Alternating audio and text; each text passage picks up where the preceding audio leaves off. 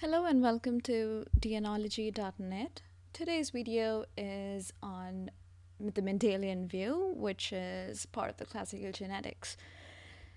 So in my previous video, I discussed the difference between the genes and the alleles, and that stuff is really helpful for you to understand all these laws in the classical genetics.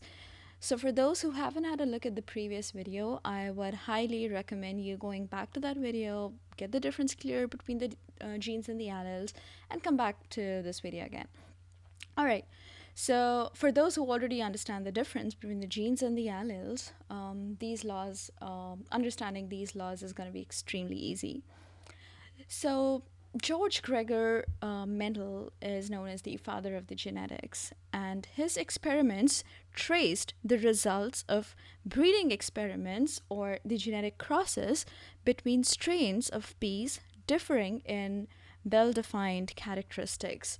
So let me just write down what I'm referring to. So he used different strains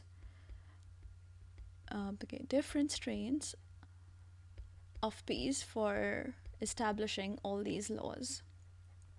So different strains of peas. And these different strains are, the very first one being the seed color. Then we have seed shape. Okay, we have the third one here, which is the pod shape. Last but not the least, we have stem length. Okay, so let me just go back to the very first one. So when I say seed color, so this specific strain could be of two types, where we can have the yellow colored peas or we can have the green colored peas. So these are the two different types of seed color that we can expect to have in the crosses. And then coming to the seed shape, again, we can have two types of seed shapes, which could be either round or we can have wrinkled.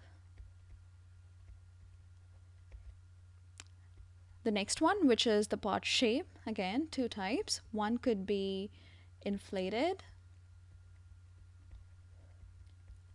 and the other could be just wrinkled. And then finally, what we have as stem length over here, we can have again two types, which could be either the long stem or obviously the short stem.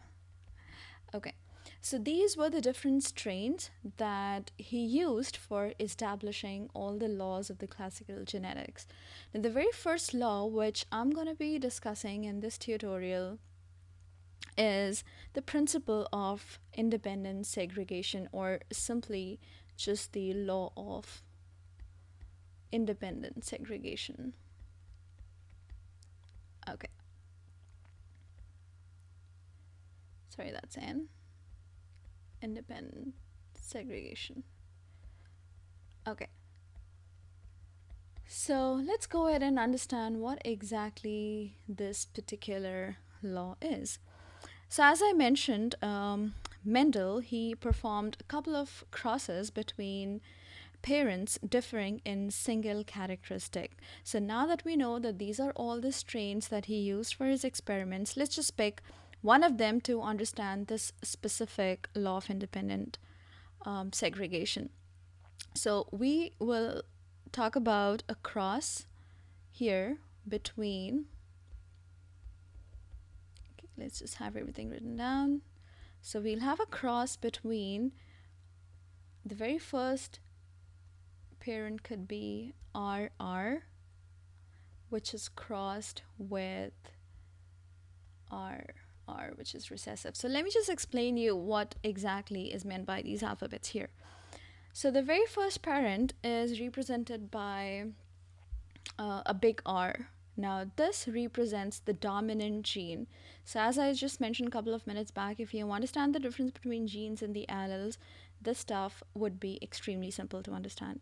So this is round, which means, of course, the shape of the seed is round, as opposed to another parent, which is small r and small r, and that's going to be wrinkles.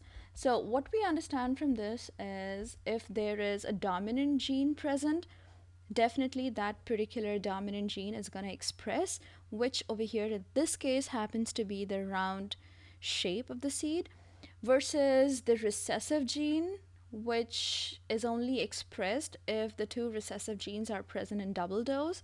And here, this recessive gene is expressed as the wrinkled strain of the shape of the seed. So these are the two parents that we are using for this specific cross. So let's just name it as P generation, just for the sake of convenience. Okay, so that's going to be the P generation, or just the parent generation. So what will happen next is these parents will now, or the genotype for these parents will now be helpful in understanding as to what the gametes would be for the parents. So let's just consider the very first parent, which is of course round in seed shape. So the gamete which would be obtained from this specific parent is going to be just a big R. That's the gamete. So let's just write that here. So these are the gametes. And then we have, from the another parent, we have this gamete which is expressed as the small r. So these two gametes, of course, assuming that one of the parent is going to be female and the other is going to be male, so these gametes would now fuse together to give rise to this first offspring, which is going to be a fusion of these two gametes, which would be a big R and a small r. And that's going to be designated as a hybrid F1 generation. A hybrid F1 generation. So we started with the P generation, or the parent generation, where these were the two specific parents that we considered for the following cross, and then these were the gametes obtained, and then finally these two gametes, one from the female and one from the male, fused together to create the first offspring here. But then the cross doesn't stop here. So the moment we get this F1 generation, where F stands for filial, so it's nothing but the filial generation. Let me just write that down. So it's the first filial generation. So what we're going to do is we'll take this first generation and we will do selfing, which means we'll take this specific offspring as big R and small r, and we will cross it with exactly the same genotype that we have on the other side, which is going to be the big R and the small r. So here the two parents will now be of exactly the same genotype. When I say genotype, I mean the genetic makeup as to what are the genes which are present over here. So for this parent, we have one dominant gene and one recessive gene. Another, we have again the replica of it, which is one dominant and one recessive. Now, before I go ahead with the cross, let me just mention one more thing which I forgot to tell you over here. So this F1 generation, for which the genotype is big R and the small r, what's going to be the phenotype of it? Now, what is phenotype? Phenotype is nothing but the physical appearance. If this is the genotype or the genetic makeup, then once the genes are expressed, what's going to be the phenotype, or what's going to be the physical appearance of the plant. So since we have a copy of the dominant gene and a copy of the recessive gene, of course dominant is going to express, and with that the shape of the seed would definitely be a round one. So if you noticed, wrinkled is only obtained if we have two copies of the recessive gene. The moment we replace one of the recessive genes with a dominant one, we definitely get the appearance of the trait of the dominant gene. So whatever the dominant gene is expressing, that's going to be the overall expression of the generation. Okay, so with that information, let's move ahead with our cross. So now in this particular section, we will be doing selfing, where we have the, let's assume again, this is just the female and this is the male, and the genotype was, so the genotype is exactly the same because we are doing selfing. Okay, so for this, let me just change the color for this part of the cross. Okay, so this is gonna be the P generation now. Okay, and then this P generation will produce some gametes here. So in this specific case, we will have two gametes. Now, one is going to be the big R and the other is going to be the small r, because both the genes are different. And exactly the same thing for the other parent as well. So we have one gamete, which is just a big R, and then another one, which is a small r. Okay, so now we need to fuse these gametes just the way we did for the previous, or I would say the previous portion of the cross. Okay, so we'll take this very first gamete, we'll fuse it with this one, and we get big R and the big R. Okay, and then we take the same R and then we bring this one in, so we get a big R and a small r. Okay, same thing we will do for this specific gamete, and we'll take this one down here and we get a big R and a small r. And then finally we are left with these two, so for that we get small r and small r. Okay, now before I go ahead and explain you what exactly is happening here, I can tell you another way by which you can do the same cross. If this looks complicated to you, all these lines, crisscross pattern, if this looks complicated to you, I have another solution over here, which is the Punnett square.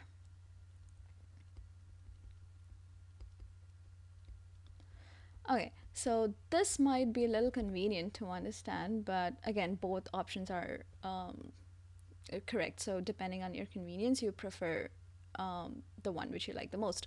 Okay, so in Punnett square, what we're gonna do is we will create a matrix here. Oops, the lines are a little distorted, but that's fine.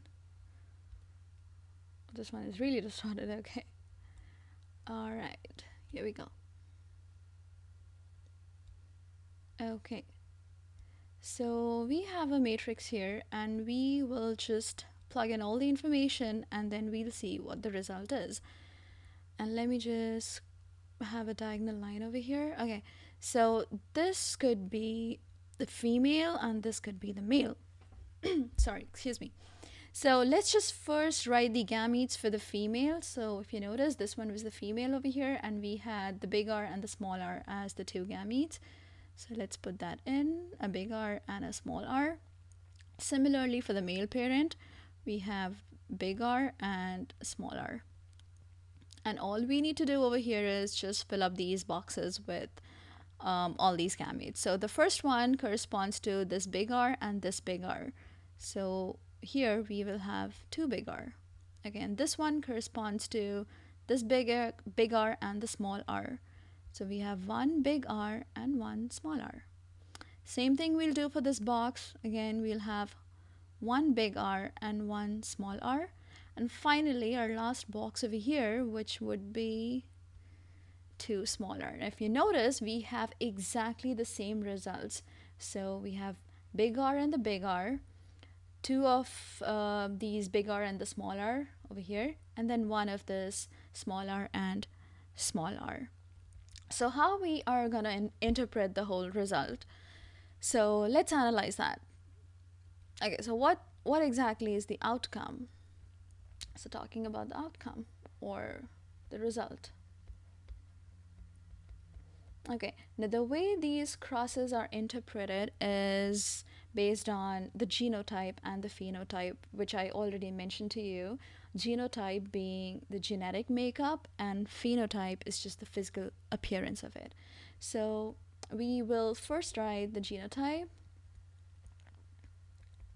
Okay, so genotype is, we have big R and the big R. Then we have 2 of the big R and the small r, these ones here. And then we have, okay, so 1 of this, 2 of this, and then we have 1 of small r and small r. So depending on this genotype, what do you think our phenotype would be? Okay, let me just explain that. So phenotype for this specific genotype is going to be, since we have both the dominant genes, of course the phenotype would be round. That's correct. And then we have 1 dominant, 1 recessive, and the expression, the phenotype, is completely based on the presence of the dominant gene. So the phenotype will again be round. And then the last one, where we have no dominant gene present, all we have is just 2 copies of the recessive gene. So we will get the phenotype, which would be the wrinkled one. Okay, now this is one aspect of our outcome. The second is that we'll discuss the ratios that we have obtained here. So let's first talk about the genotype ratio. So that's going to be the genotype ratio. And our genotype ratio would be 1 big R is to 2 big R, and small r is to 1 small r and small r. And our phenotype ratio would be based on our genotype again. So our phenotype ratio is going to be 3 round versus, or is to 1 wrinkle. Okay, and I hope you understand why we have 3 round, because from here we are getting 2 round seeds, and from here we are getting 1. So total we have 3 round seed shaped bees in this specific cross.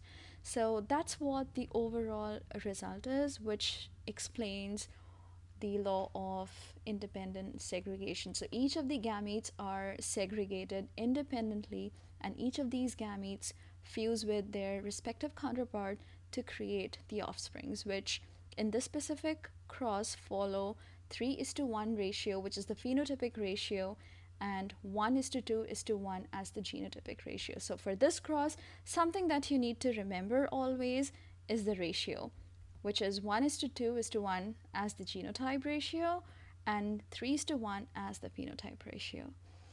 So this is all about the very first law of the classical genetic. In my next video, I'll be explaining the next Mendelian law. Till then, take care. See you next time. Bye-bye.